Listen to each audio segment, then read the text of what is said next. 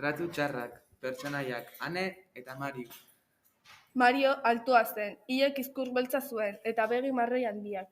Ane bajua zen, ile lixoa zuen eta morena zen, begi marroi handiak zituen eta argala zen. Egun batean, Ane eta Mario senar-emaztea komunean zeuden. Ane makillatzen ari zen eta Mario dutxatzen. Mario dutxatik atera zenean, Ane makillatzen ikusi zuen.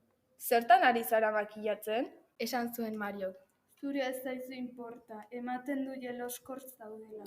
Ez zait ondo iruditzen horren ondo jantzita joatea lanera. Ane isilik joan zen egongelara, eta Mario beratzetikan joan zen.